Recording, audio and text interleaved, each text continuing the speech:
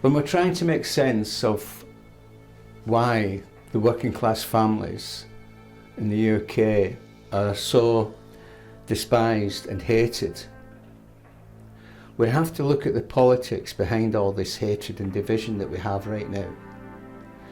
We have on two sides of the political spectrum, as they call it, we have the far right and we have the far left. One of the things I want to point out about both these extremes of politics is that they both have the same values, the same objectives and the same ideology. They're like two different brands of the same product. They are not opponents. They are rivals for the same ideology. I'm going to explain this, how this works. During the Second World War, there was a pact between Communist Russia and Fascist Germany. And in this pact, they agreed that they would not attack each other if Germany invaded Poland. That suited the communists as much as it suited the fascists. Now, from these two extremes, the Germans did have an ally in the form of Turkey. The Waffen SS 13th Division was made up entirely of Turkish soldiers. Those Turkish soldiers in a division amounted to between 15,000 and 25,000 troops. They weren't just a handful volunteering because they liked the ideology.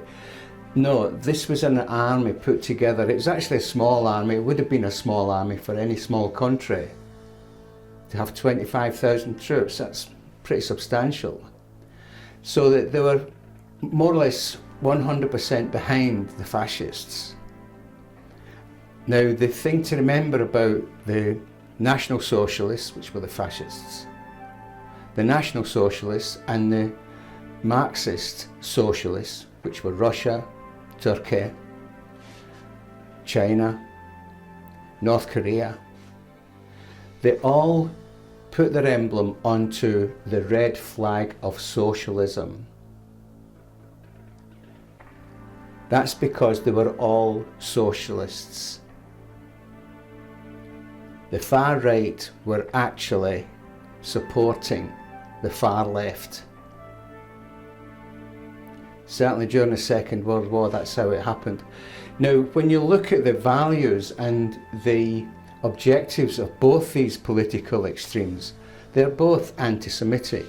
They're both against free speech. They are both against free movement. They are both against democracy. They are both against free enterprise. They are both against religion. And most importantly, from my perspective, they are both against the family. For different reasons, but they are both against the family. They want to break families apart. That's what's causing the working class people in the United Kingdom especially. That's what's causing families to break apart. The figures, I couldn't find the absolute figures, I do have them somewhere, but the fact is that young people now are 4 times more likely to be arrested for a serious offence than they are to be married. The whole value of a family has been discredited.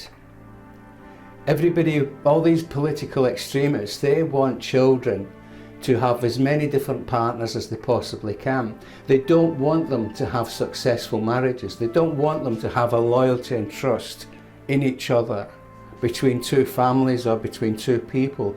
They don't want that. They want everyone, especially the women, to be totally reliant on the state for everything.